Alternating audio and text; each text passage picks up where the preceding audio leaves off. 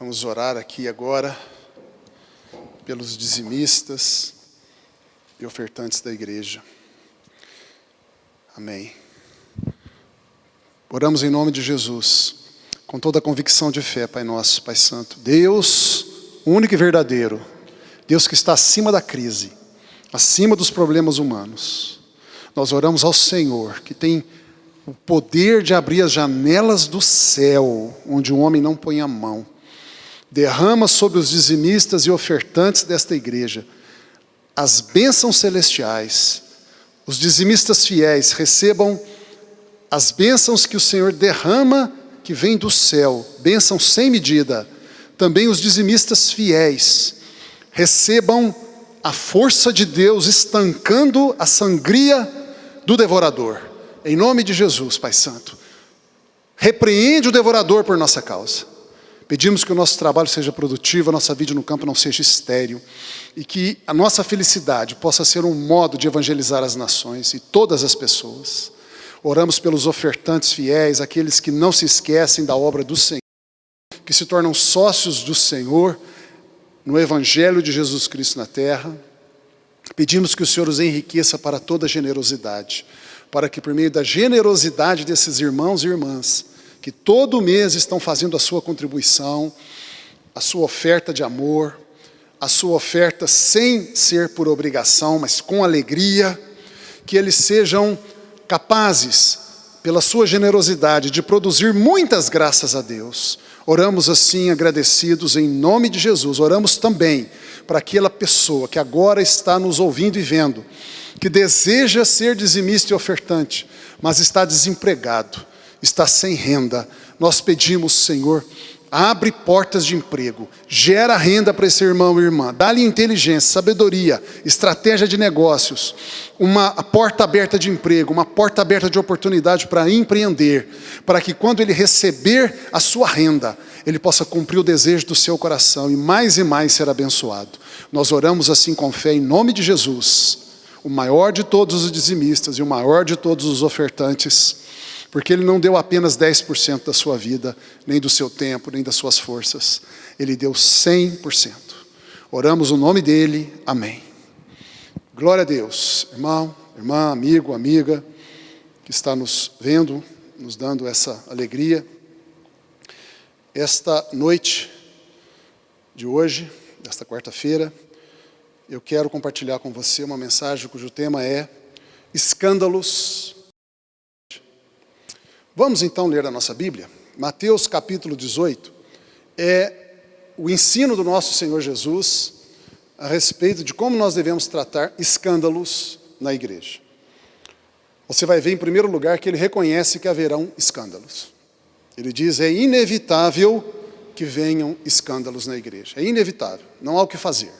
Você pode estar completamente correto, o pastor pode estar completamente correto, a igreja pode estar boa, tudo andando bem, o pastor está fazendo o que tem que ser feito, os outros pastores também, os líderes de ministério, os integrantes de ministério, os membros da igreja, estão guardando as suas vidas, estão fazendo tudo certo, a igreja está bem, está crescendo, mas Jesus disse que é inevitável que em algum momento alguém cause escândalo.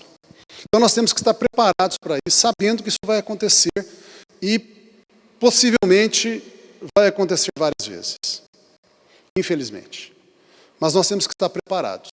Vamos ler então na nossa Bíblia. Mateus 18, 1. Naquela hora, aproximaram-se de Jesus os seus discípulos, perguntando, quem é porventura o maior, que tem mais autoridade no reino dos céus? E Jesus, chamando uma criança, colocou-a no meio deles e disse, em verdade vos digo que, se não vos converterdes e não vos tornardes como crianças, de modo algum entrareis no reino dos céus. Portanto, aquele que se humilhar, como esta criança, esse é o maior no reino dos céus. E quem receber uma criança tal como esta em meu nome, a mim me recebe. O Senhor se identificou ali com a criança. Se identificou com a humildade da criança, com a simplicidade da criança, com a pureza da criança. E ele disse, eu digo para vocês que querem me seguir. Então isso vale para mim e para você que quer seguir Jesus. Converta-se primeiro. Verifique se você nasceu de novo. Se realmente você é uma pessoa nova criatura.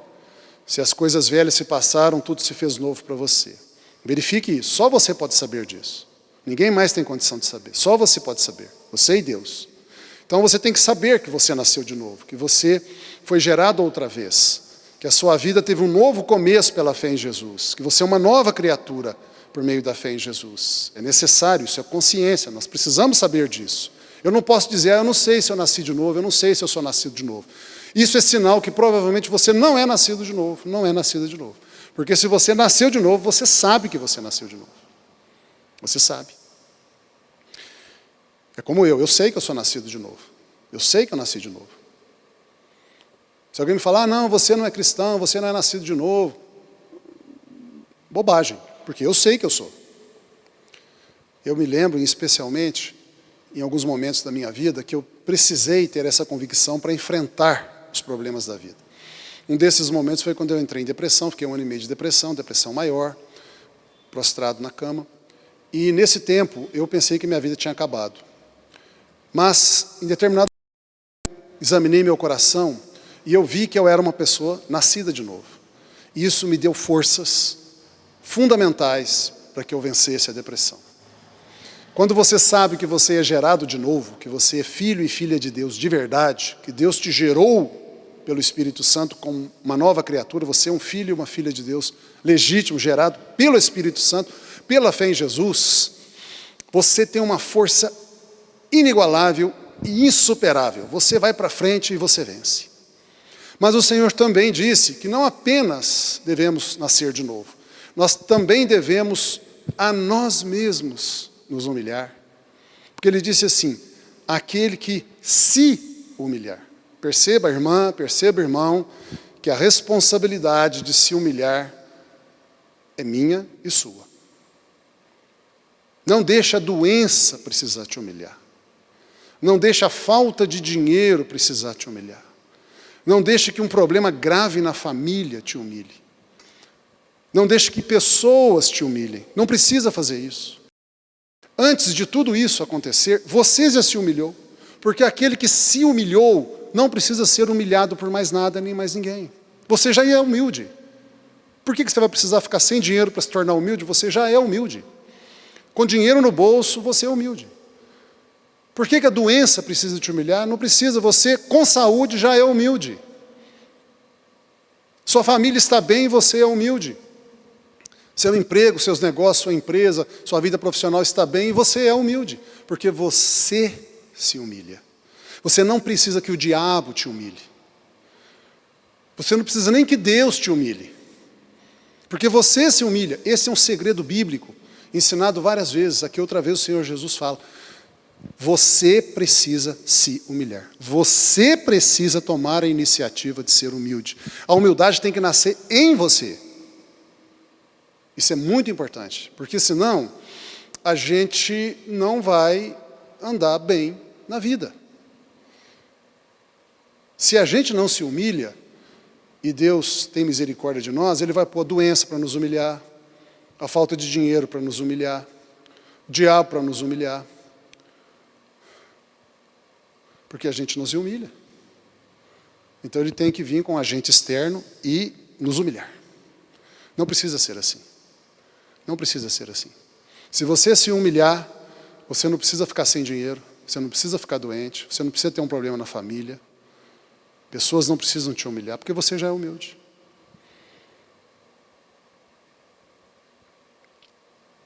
Mas o Senhor continua ensinando. Logo em seguida, versículo 6, ele disse assim, qualquer, porém, que fizer tropeçar a um destes pequeninos que creem em mim, melhor lhe fora que se lhe pendurasse ao pescoço uma grande pedra de moinho e fosse afogado na profundeza do mar. Veja você que ele está emendando o que ele estava falando sobre as crianças antes. Ele pôs uma criança no meio dele e falou assim, olha, vocês têm que ser como uma criança. Pequeninos, humildes, e vocês têm que ser humildes. Depois ele fala, se alguém, qualquer pessoa, fizer tropeçar uma pessoa que crê em mim, seja uma criança, ou seja um adulto que se tornou humilde como uma criança, ou seja, um crente fiel, um crente que está firme na igreja, seja novo na fé ou mais experimentado. Qualquer pessoa que fizer uma pessoa que está caminhando bem na fé tropeçar, essa pessoa que fez aquele que está firme na igreja, caminhando na fé, crescendo na fé, amando as coisas de Deus, amando a igreja, se alguém fizer tropeçar essa pessoa, ele ou deve se matar por suicídio, ou ele deve se entregar para um tribunal, para que esse tribunal o condene à pena de morte. É isso que o Senhor está falando aqui. Está falando assim, a pessoa que faz os outros tropeçarem na fé, é melhor que ela deixe de viver. É melhor que ela deixe de viver. Porque ela vai fazer tanta coisa errada, mas tanta coisa errada, mas vai destruir tanto a obra de Deus, destruir tanto a igreja, vai ficar tão junto com o diabo para destruir, que é melhor ela parar de viver. Para de viver. Dá um jeito, para de viver. Ou se mate, ou se entrega para alguém te matar, amarrando uma pedra no seu pescoço, te jogando no mar para você morrer afogado. Ou então você mesmo amarra uma corda no pescoço e pula no mar, morre afogado, lá é melhor. É melhor. Aí no versículo 7 ele fala, ai do mundo, por causa dos escândalos, porque é inevitável que venham escândalos, mas ai do homem e da mulher, pela qual vem o escândalo. E eu preciso chamar a sua atenção do contexto, porque você, se não perceber o contexto, você vai pensar errado, você vai entender errado a palavra de Deus. Não é qualquer escândalo que Jesus está falando. Não é o político que rouba lá em Brasília. Não é disso que ele está falando. Ele está falando do escândalo na igreja. É disso que ele está falando. Porque ele fala, qualquer que fizer tropeçar a um destes pequeninos que creem em mim. Ou seja, ele está falando da igreja, porque a igreja é o lugar das pessoas que creem nele. Então ele está falando, cuidado para você não fazer escândalos na igreja. Escândalo é a mesma coisa que tropeço. Aqui os tradutores, eles mantiveram a palavra escândalo no versículo 7, mas eles poderiam ter colocado a palavra tropeço. Ai do mundo por causa dos tropeços, porque é inevitável que venham tropeços, mas ai do homem e da mulher pela qual vem o tropeço. A palavra escândalo é uma palavra grega. Foi transliterado para o português como escândalo. Mas em grego se fala escândalo também. É igual batismo, né? Batismo é uma palavra grega também. Batismo significa mergulhar. Então, em vez de traduzir batismo por mergulhar, os tradutores continuam falando batismo. Mas significa mergulhar. É a mesma coisa escândalo. Escândalo é uma palavra grega que significa tropeçar. Em vez de traduzir para tropeçar, às vezes eles mantêm a palavra em grego com letras em português. Escândalo. Então Jesus está falando de fazer os outros tropeçarem. Ponha uma decisão na sua vida de você não ser pedra de tropeço para ninguém. E quando é que uma pessoa é pedra de tropeço? O que é tropeçar? A figura é simples e fala por si mesma. A pessoa está caminhando na fé. Indo à igreja, gostando da igreja, que bom a igreja, louvor maravilhoso, palavra boa, os irmãos são agradáveis, que bom, eu estou crescendo em Cristo, eu tinha uma vida ruim, aqui na igreja eu estou aprendendo a ter um bom casamento, está caminhando, está indo para frente, está crescendo, está animado com a igreja, está animada com a igreja. Aí vem alguém e põe um cabo de vassoura na frente, para ele, e cai. Para de vir na igreja, desanima da fé, desconfia dos pastores, fala que ser crente não adianta nada, que os crentes são tudo fingido, volta para o mundo, ou fica zanzando de igreja para igreja, não para em igreja nenhuma. Isso é o tropeço. É isso que Jesus está falando. Não faça isto. É loucura. Não faça isto. Não faça isto. Tome cuidado para você não ser a pedra de tropeço dos outros. Tome cuidado para você não ser a causa de alguém que está caminhando bem e você põe um cabo de vassoura para ele cair. E alguns nunca mais se levantam. Você vai ser responsável pela perdição dele. Ele vai para o inferno por causa de você. Por isso que ele fala, tome cuidado. Tome cuidado. Pense bem. no que você está fazendo e falando. É isso que ele está falando. É isso que ele está falando. No versículo 8, ele entra no tropeço pessoal. Então você vai ver que ele fala de 2 tipos de tropeço. O primeiro tropeço que o nosso Senhor alerta é o tropeço que você ou eu podemos fazer na vida dos outros. Quando eu ou você, nós fazemos coisas ou falamos coisas que fazem os outros desanimarem da fé, os outros abandonarem a igreja, os outros desconfiarem dos pastores, líderes, dos ministérios da igreja, não confiarem na igreja mais. Esse é o tropeço que eu causo ou você causa nos outros. Mas o versículo 8 fala do tropeço que você causa para você mesmo, ou eu cause para mim mesmo. Versículo 8, portanto, se a tua mão ou o teu pé te faz tropeçar, então ele está falando de você derrubar você mesmo. Corta a tua mão ou o teu pé e lança-o fora de ti. Corta a mão, corta o seu pé. Se a tua mão está te fazendo tropeçar, corta a sua mão. Porque te é melhor entrares na vida eterna, na salvação, manco ou aleijado, do que tendo 2 mãos ou 2 pés, seres lançado de corpo inteiro no lago de fogo e enxofre, que é o inferno definitivo e final, para passar o resto da eternidade junto com o anticristo, o falso profeta e todos os demônios de Lúcifer em pessoa. Ele está falando, toma cuidado. Ele continua mais no versículo 9, olha a importância que o Senhor dá. Ele repete no 9, se um dos teus olhos te faz tropeçar, te faz pecar, te faz desanimar da fé, faz você não querer mais caminhar no caminho santo, arranca o seu olho. Você mesmo arranca o seu olho. Pega uma faca de cozinha, enfia lá e arranca, lança fora o seu olho. Melhor é entrares na vida com um só dos seus olhos, do que tendo 2 olhos seres lançado inteiro no inferno de fogo. É o nosso Senhor falando. Irmãos, a coisa é séria, não é brincadeira. Nós não estamos falando de coisas leves, nós estamos falando de coisas pesadas. O Senhor Jesus está falando de coisas muito fortes. Mas tem uma solução melhor do que se matar, ou se entregar para ser morto, afogado no mar, ou ficar arrancando olhos, cortando mãos e pés. Tem uma solução melhor que isso aqui, que é você e eu nos arrependermos de uma língua maldizente, de uma língua difamadora, de uma língua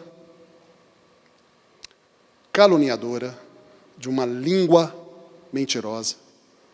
Uma solução seria cortar a língua. Se a tua língua te faz pecar, tropeçar a você mesmo e também aos outros, corta a tua língua. Mas tem uma solução melhor. A solução melhor é um quebrantamento, pessoal. Primeiro, a gente tem que confessar a Deus que nós pecamos. Senhor, me perdoa, porque eu estou falando mal das pessoas, estou falando mal dos pastores, estou falando mal da igreja, estou falando mal dos ministérios da igreja, reclamo do louvor, reclamo da oração, reclamo da pregação, reclamo da maneira como as cadeiras são organizadas, reclamo das regras que são colocadas na igreja, reclamo de tudo. Eu sou murmuradora, eu sou murmurador, eu sou reclamador, eu sou crítico, eu sou chato, eu quero tudo do meu jeito, se não for do meu jeito eu xingo, eu falo mal, eu critico. Perdoa-me, Senhor, perdoa-me, eu estou pecando, perdoa-me, Senhor. Obrigado porque o Senhor me abriu os olhos, perdoa-me, Senhor, estou pecando. Sou pecador, tem misericórdia de mim. 1 João 1,9. Se confessarmos os nossos pecados, Deus é fiel e justo para nos perdoar os pecados. Então você confessa, recebe o perdão, ganha paz com Deus, não tem mais condenação, a culpa foi tirada, está tudo bem, você está 0 quilômetro com Deus, foi zerada a sua dívida, você está em dia com Deus, saiu do vermelho, entrou no azul, nem que seja 0, mas vamos pôr azul, 0 azul. E 1 João 9 diz que Deus, além de nos perdoar os pecados, nos purifica de toda injustiça, de toda iniquidade. Ou seja, Ele passa a trabalhar na nossa vida, fazendo a gente tomar cuidado com as coisas que a gente fala e faz. Davi fez uma oração muito bonita, e muito verdadeira e muito oportuna. Senhor, põe um guarda na minha boca.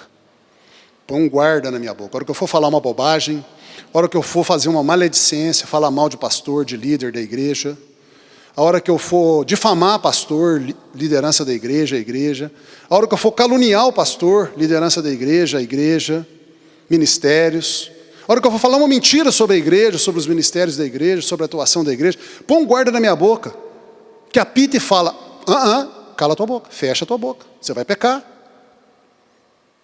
Você vai pecar. Que as palavras da minha boca e as meditações do meu coração sejam sempre agradáveis a Ti, ó Senhor. É a oração de Davi, homem de Deus. Você pode pedir também como Isaías. A Bíblia diz, Isaías diz no seu livro, que ele era um homem de lábios impuros que vivia no meio de um povo de impuros lábios. E ele disse, ai de mim, porque vi o Santo, o Deus Todo-Poderoso. Eu sou um homem de lábios impuros. Eu falo bobagem, eu critico, eu murmuro, eu reclamo, eu sou egoísta, eu só penso em mim, eu quero que a igreja me agrade, o culto seja para mim, eu sou pecador e sou pecador, ai de mim. O Senhor então enviou um anjo que tirou uma brasa do altar com uma tenaz, e ele foi lá, aquele anjo com aquela brasa no altar, e tocou nos lábios de Isaías e purificou os lábios de Isaías. Isaías, que era um homem de lábios impuros, se tornou o profeta de palavras mais bonitas do Antigo Testamento. O livro de Isaías, se você ler o livro de Isaías, você vai ver que o mais belo dos livros proféticos da Bíblia é Isaías. Isaías foi um homem que profetizou as palavras mais bonitas sobre Deus, sobre Jesus, sobre Cristo, sobre a obra de Deus. Um homem que era de lábios impuros se tornou um homem de língua de ouro. Deus faz isso. Você, irmã, irmão, que peca com a língua, se você se arrepender, se quebrantar o seu coração, se vigiar a sua boca e o seu coração, se limpar o seu coração da inveja, da avareza, do egoísmo, porque são essas coisas que produzem maledicência, difamação, calúnia, língua mentirosa, é inveja no coração. Inveja. Avareza, amo o dinheiro, egoísmo e egocentrismo. Quando a pessoa, em primeiro lugar, pensa nela, em segundo lugar, pensa nela outra vez, e em terceiro lugar, continua pensando nela, você pode esperar dessa boca só murmuração, só crítica, maledicência, reclamação, difamação e até calúnias e mentiras. Porque o coração não é Cristo que governa, o coração é ela mesma que governa. Ela vive querendo que os outros façam a vontade dela, o capricho dela. Então, se não faz, ela vai criticar, é lógico. Ela vai criticar, vai murmurar, vai reclamar. É uma idolatria de si mesma, é uma egolatria.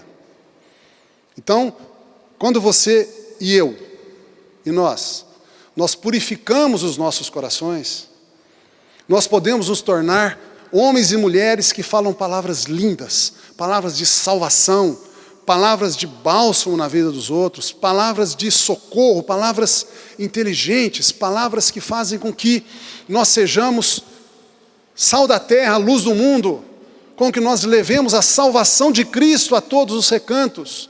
Você será capaz de ir na casa de uma pessoa que está prestes a tirar a própria vida porque não aguenta mais o vício de cocaína, está destruindo a si mesmo e a sua família, e você vai lá com sabedoria, com unção do Espírito Santo, com uma boca e uma língua de Deus, e fala do amor de Jesus, e fala da salvação de Jesus, e fala do perdão de Jesus, e ensina ela a aceitar Jesus, conduz ela a Cristo, depois consolida ela na fé, depois é uma discipuladora, um discipulador que ensina a pessoa a caminhar nos caminhos de Deus.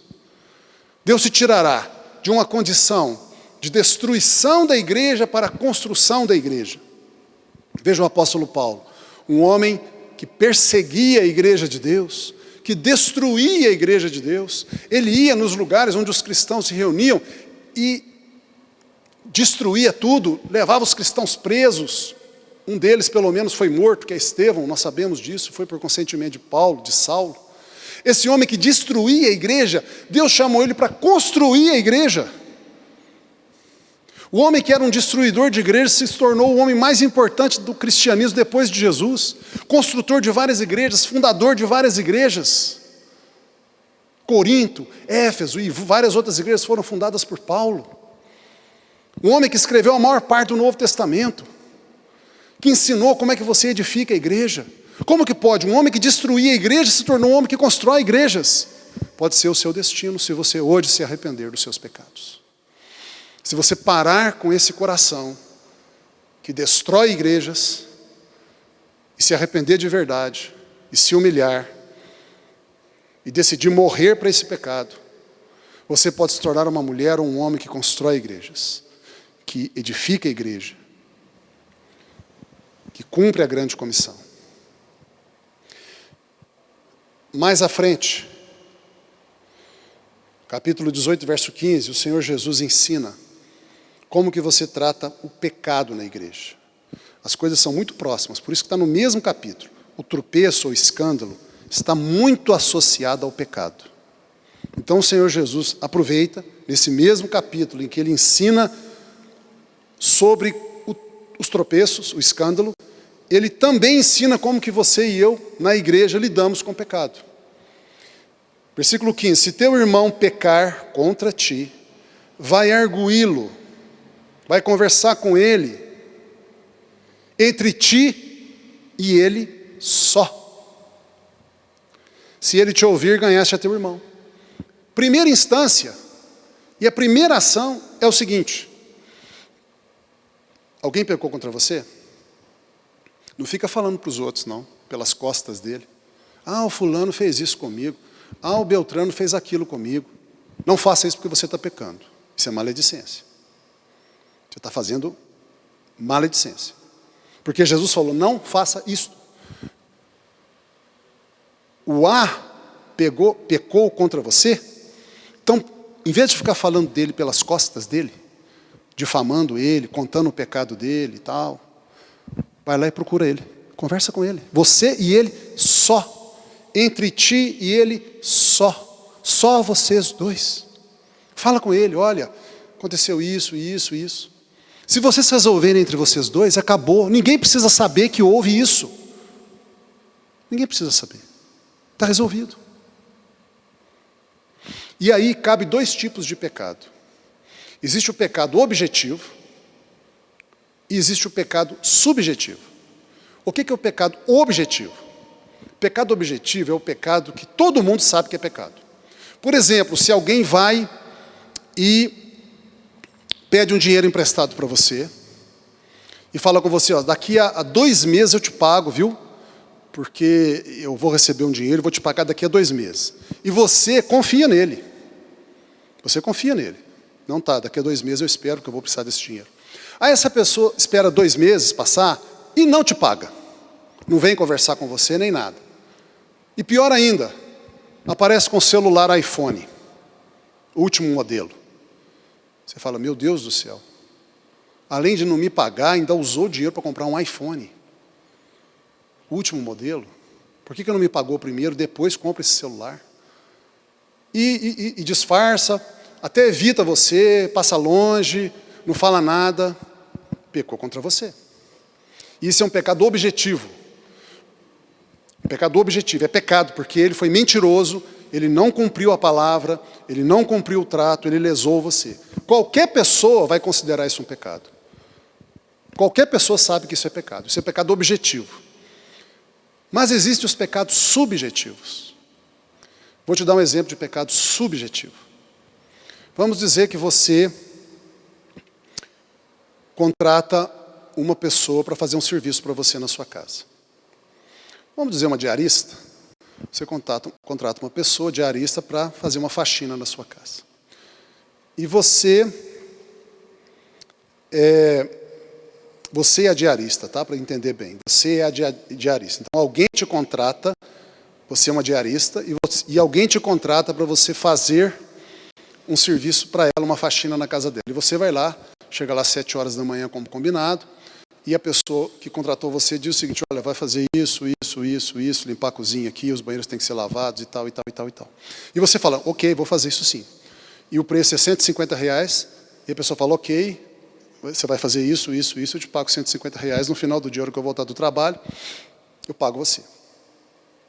Aí chega no final do trabalho, A pessoa chega e fala assim, mas espera aí, você não fez o que eu combinei. Você tinha que ser uma pessoa mais responsável, eu deixei aqui você na minha casa, confiei em você e você não fez o serviço.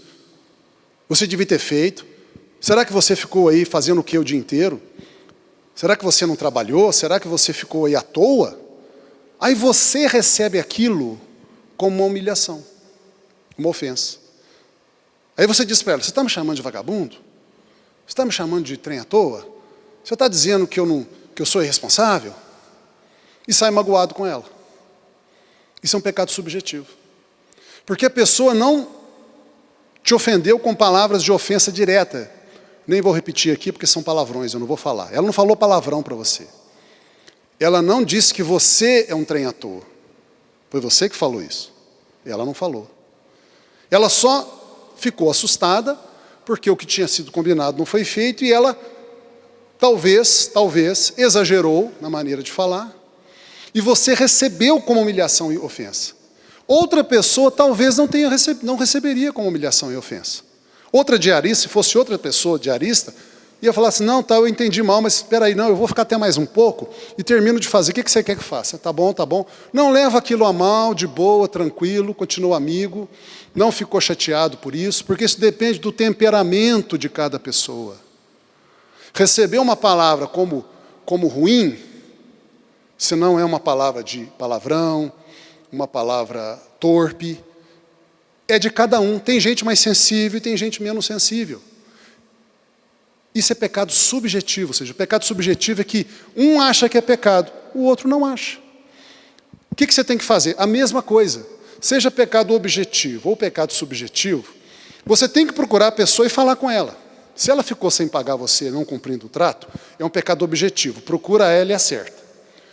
Se ela falou palavras que você entendeu como humilhação ou ofensa, você também deve procurá-la e falar com ela, olha, você falou de uma maneira que não foi boa, eu me senti mal, eu me senti ofendida. E vocês vão resolver. Não fica falando para os outros isso. Porque aí você peca por maledicência, por difamação. Resolve você e a pessoa. E uma vez que você e a pessoa resolveram, está resolvido.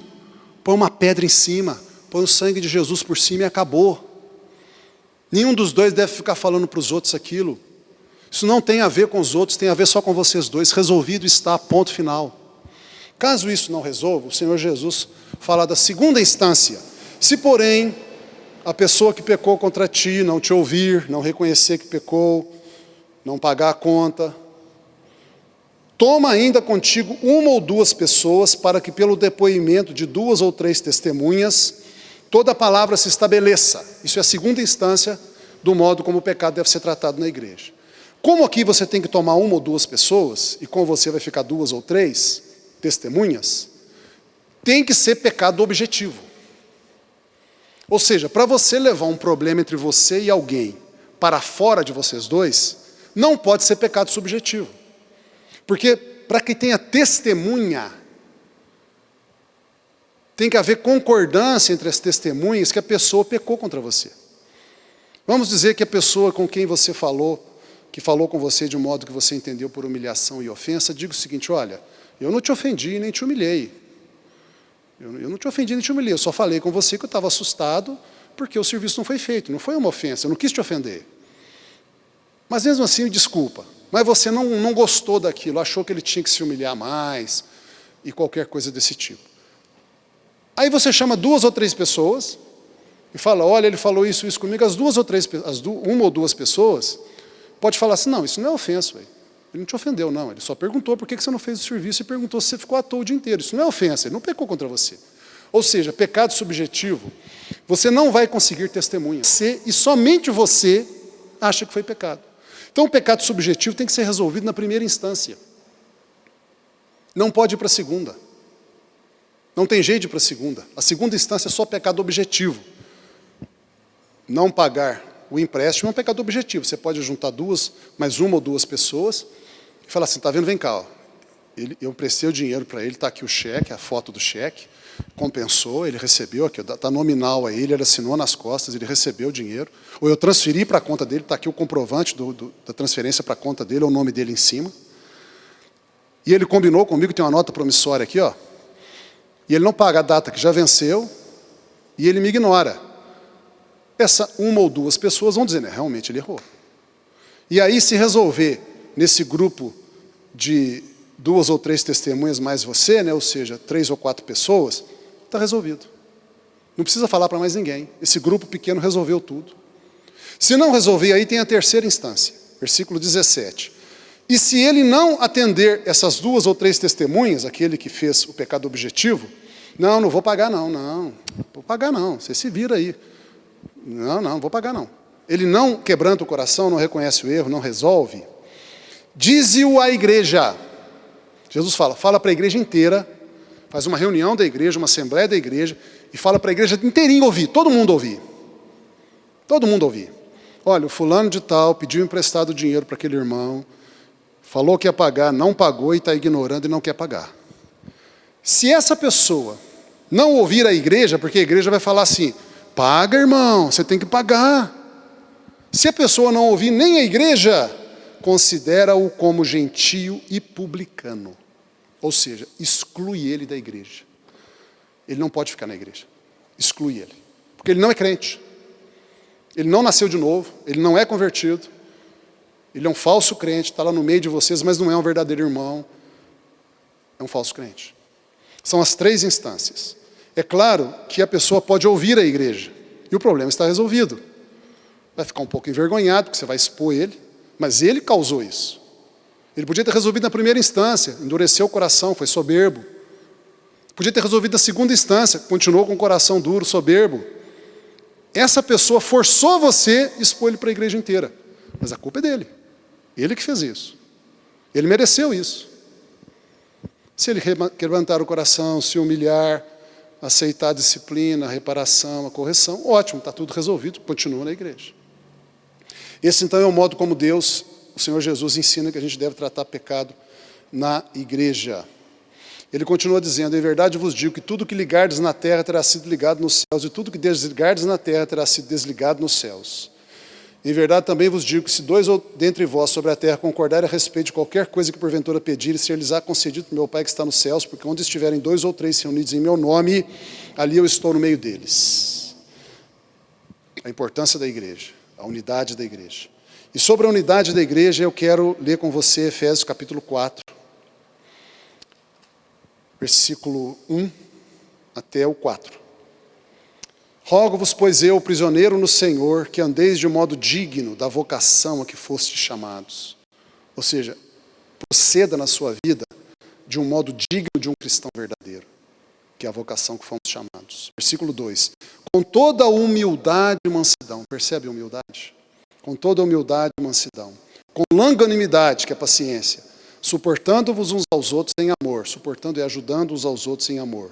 Versículo 3. Esforçando-vos diligentemente por preservar a unidade do Espírito no vínculo da paz. Vamos até o versículo 3 só. Esforçando-vos diligentemente por preservar a unidade do Espírito no vínculo da paz. E eu quero enfatizar aqui o versículo 3. Nós devemos todo dia e toda hora nos esforçar. Diligentemente é cuidadosamente, empenhadamente, com bastante vontade, com todo cuidado, por preservar a unidade do Espírito Santo. E é interessante, eu devo a uma irmã o alerta e a chamada de atenção, muito oportuna e verdadeira, de que a Bíblia não diz que nós temos que criar a unidade do Espírito. Não somos nós que criamos a unidade. Quem cria a unidade é o Espírito Santo. O que nós temos que fazer é preservar a unidade que o Espírito Santo criou. Então nós somos irmãos, não é porque a gente quer ser irmão, nós somos irmãos porque eu sou salvo no sangue de Jesus, você é salvo e salva no sangue de Jesus, ele é salvo no sangue de Jesus, ela é salva no sangue de Jesus. Você tem o Espírito Santo, ela tem, ele tem, eu tenho.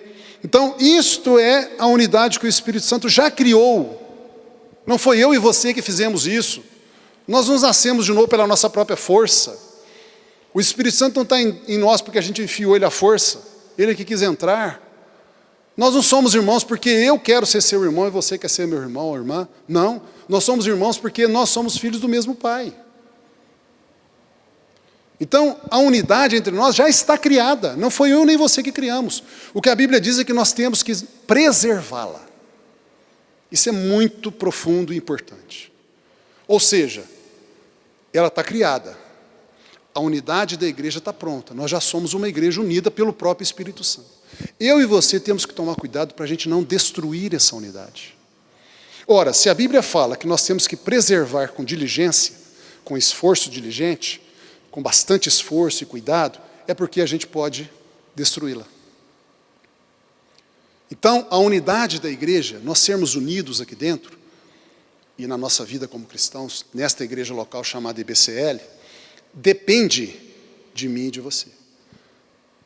Eu posso estar aqui preservando, me esforçando, o pastor Joel pode estar preservando, esforçando, o irmão Luiz do louvor pode estar preservando, esforçando, a irmã Juliana com as crianças pode estar preservando, esforçando, a irmã Patrícia lá nas mulheres pode estar preservando, se esforçando, e assim cada um, né? A irmã Lili com as crianças, eu vou falar tantos aqui, vão ser dezenas de pessoas que servem a igreja, né? Me perdoem que eu vou parar aqui, senão a lista vai ficar enorme. Mas todos esses irmãos e irmãs estão se esforçando por preservar a unidade da igreja. Aí chega um e destrói a unidade da igreja. Não preserva. Pecou contra o versículo 4, versículo 3 da Bíblia, de Efésios capítulo 4. A Bíblia diz que nós temos que nos esforçar diligentemente, ou seja, faz força, irmã, faz força, irmão, faz força, irmão. Cuidado com a sua língua. Você pode destruir a igreja, a unidade da igreja pelo que você fala. Vai numa reunião aí e começa a falar mal dos pastores, falar mal dos líderes de ministério, falar mal da igreja, reclamar da igreja, criticar a igreja. Você está destruindo a unidade do Espírito. Você não está preservando a unidade que o Espírito Santo já criou, você está pecando contra o Espírito Santo. Está entristecendo o Espírito Santo. Você acha que vai dar certo isso? Você acha que você tem bom futuro fazendo isso? Você acha que alguém que destrói a igreja de Deus vai ter um bom futuro? Pense nisso. E a Bíblia diz mais, o nosso vínculo tem que ser um vínculo de paz, não de guerra, de contenda. E a gente sabe que a paz depende da justiça. E a justiça é obedecer os mandamentos. A justiça é obedecer os mandamentos. Então, existem mandamentos na Bíblia. Se eu não obedeço os mandamentos, eu não sou uma pessoa justa. Porque o justo é aquele que obedece o mandamento. Se eu não sou justo, eu não tenho paz. Eu não crio a paz, porque a paz só pode ser criada na justiça. Por exemplo, a Bíblia em Hebreus capítulo 13, Hebreus 13, verso 17, diz assim: obedecei aos vossos pastores, e sede submissos para com eles, pois velam por vossa alma, como quem deve prestar contas a Deus, para que os pastores e líderes de ministério que cuidam de vocês, façam isto, que é cuidar de vocês, prestar contas a Deus, servir vocês, para que eles façam isto com alegria e não gemendo. Quando uma pessoa da igreja começa a falar mal dos pastores, falar mal dos líderes de ministério, falar mal das pessoas que integram os ministérios, reclamar de um, reclamar de outro, pôr defeito no outro, criticar, difamar, caluniar, mentir, maldizer,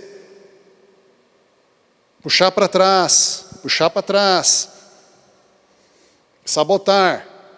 Ele está fazendo os pastores e líderes gemerem. Põe um peso nas costas dos pastores que tem que carregar a igreja com todos os problemas normais, ainda põe mais peso da maledicência, da crítica, da difamação, da murmuração, da reclamação, do puxar para trás. Não ajuda. A hora que chama para ajudar, não conte comigo não. Faz você sozinho, mas eu quero criticar. Criticar eu quero, ajudar não quero não. A Bíblia fala, não faça isto.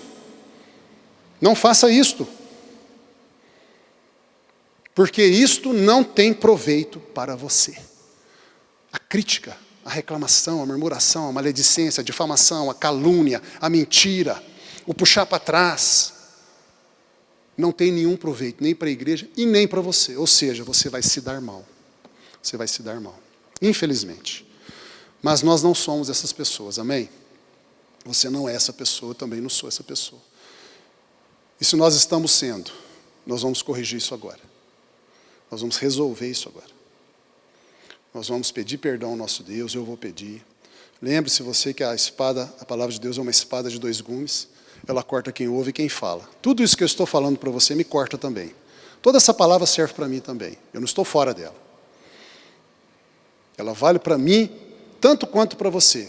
Vale para você tanto quanto para mim. Por isso que quem prega tem uma espada de 2 gumes na mão. Corta quem ouve. Está cortando você, eu sei. Mas corta quem fala também. Está me cortando aqui, pode ter certeza disso. Está me cortando também. Está cortando aquelas coisas que não prestam, né? Para a gente jogar fora, igual açougueiro. Pega a sua faca afiada, aquele pedaço de carne e começa a tirar as pelancas. Pelanca para cá, pelanca para lá. E a carne fica bonita, né? É isso que a Bíblia fala. Sobre ela mesma. A Bíblia é uma faca, uma espada afiadíssima. Ela está tirando as nossas pelancas. Essas coisas que não prestam para nada. São mushiba. Mushiba. Vamos ministrar o coração, vamos orar. Pai nosso, Pai Santo, nós nos colocamos juntos aqui.